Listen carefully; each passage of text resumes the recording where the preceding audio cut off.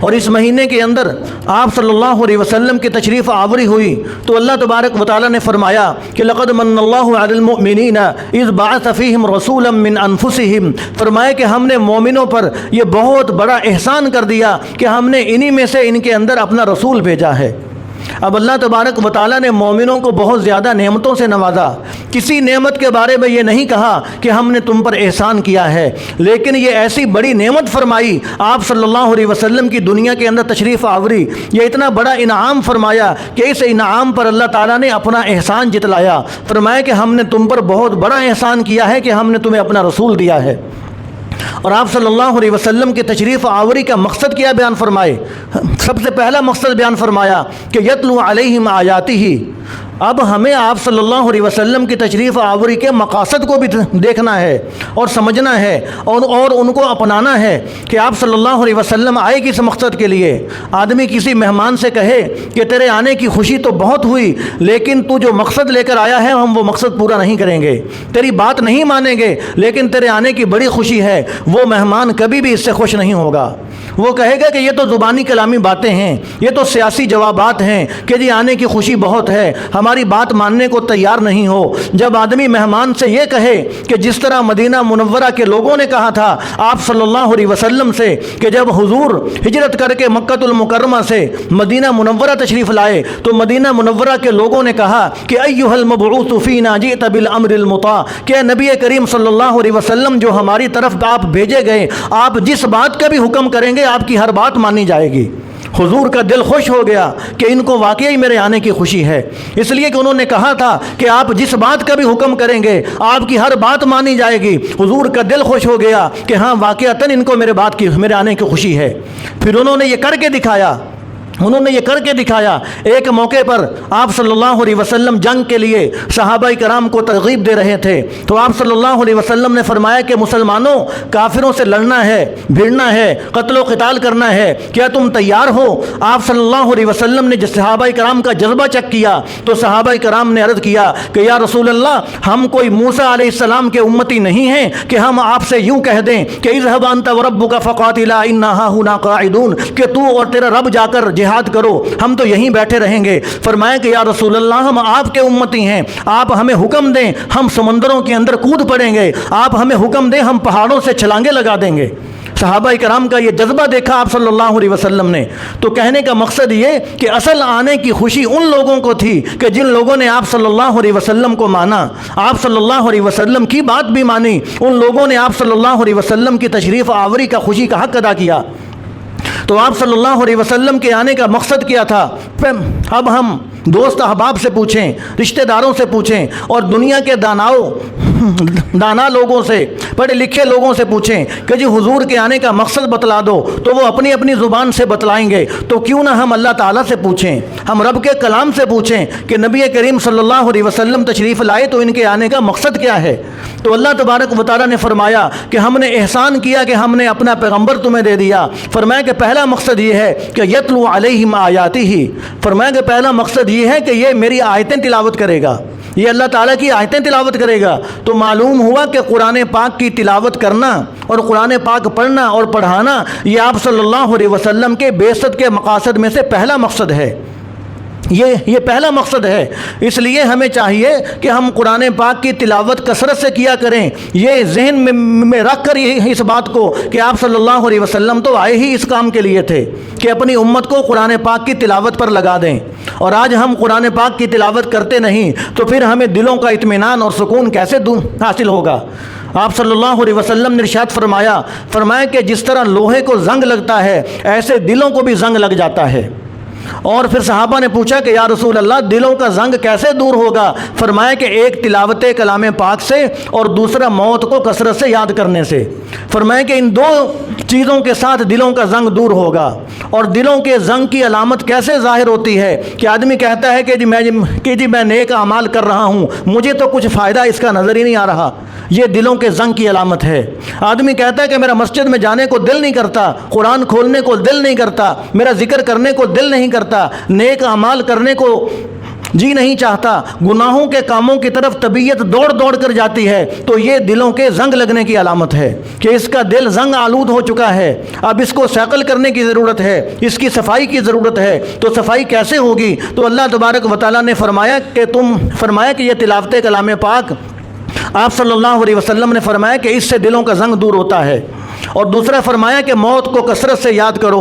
मौत को कसरत से याद करने से भी आदमी का दिलों का जंग उतरता है। जब कोई डॉक्टर मौत का जिक्र कर दे कि जी आपके दिन थोड़े हैं, घर के अंदर जब मौत का तज़किरा हो जाता है कि जी फ़लाँ शख्स दुनिया के जाने वाला है, हमसे रुखसत होने वाला है, तो फिर हम देखें कि मौत का जिक्र थोड़ा सा चला तो घर में तिलावत भी हो रही है, दुआएँ भी हो रही हैं, और बच्चों को भी लाया जा रहा है कुरान मजीद पढ़ाने के लिए, और दुआओं के लिए कहा भी जा रहा है। घर में म्यूज़िक गाना बजाना बंद हो चुका है, घर में गैर शरई काम ख़त्म हो रहे हैं और शरई काम घर में शुरू हो रहे हैं। ये कैसे शुरू हो गए? इस वजह से कि डॉक्टर के कहने की वजह से घर के अंदर मौत का तज़किरा शुरू हो गया। जब घर के अंदर मौत का तज़किरा शुरू हो गया तो फिर फ़ौरन आखिरत की तरफ तवज्जो हो गई और गुनाहों से आदमी को दूरी शुरू हो गई। तो जब हमें इस बात का इंतज़ार नहीं करना चाहिए कि डॉक्टर कहेगा तो फिर हमारे घर में मौत का तज़किरा होगा। हमें वैसे भी अपने घरों के अंदर मौत का तज़किरा करते रहना चाहिए कि बच्चों मैंने दुनिया से चले जाना है, मेरी बीवी मैंने दुनिया से चले जाना है, मेरा बाप नहीं रहा, मेरा दादा नहीं रहा, हमारा फलां चला गया, हमारा फलां चला गया, हम सब ने बारी बारी चले जाना है। कुछ नहीं पता आपने पहले जाना है या मैंने पहले जाना है। तो दुनिया से जाने के बाद तुम कैसे ज़िंदगी गुजारोगे, कैसे दीन पर चलोगे, मैं कैसे रहूँगा? ग़ालिबन हज़रत याक़ूब अलैहिस्सलातु वस्सलाम के बारे में आता है कि जब उनके मौत का वक्त आया और आखिरी वक्त आया तो बच्चों को जमा किया और बच्चों को जमा करके पूछा कि मा ताबुदून मिन बादी। ये नहीं कहा कि तुम माल दौलत को कैसे तकसीम करोगे, तुम मेरे बाद ज़िंदगी कैसे गुजारोगे। फरमाया कि मा ताबुदून मिन बादी, मुझे ये बताओ कि तुम मेरे बाद इबादत किसकी करोगे। अल्लाह तबारक व तआला की बंदगी भी तुम करोगे कि नहीं करोगे, अल्लाह ताला को सजदा करोगे कि नहीं करोगे, तुम इबादत किसकी करोगे। तो वो भी पैगम्बर के बेटे थे, उन्होंने फरमाया कि हम ज़रूर इब्राहीम अलैहिस्सलाम की मिल्लत की पैरवी करेंगे, 100% दीन के मुताबिक हम कायम रहेंगे, हम इसी पर ज़िंदगी गुजारेंगे। तो इसलिए आप सल्लल्लाहु अलैहि वसल्लम की तशरीफ़ आवरी का मकसद ये है कि यतलू अलैहिम आयातिही। और फिर दूसरा मकसद अल्लाह ताला ने इरशाद फरमाया कि वयुज़क्कीहिम, फरमाया कि आप सल्लल्लाहु अलैहि वसल्लम को हमने दुनिया में भेजा इसलिए ताकि वो तज़किया करें। अब तज़किया किसको कहा जाता है?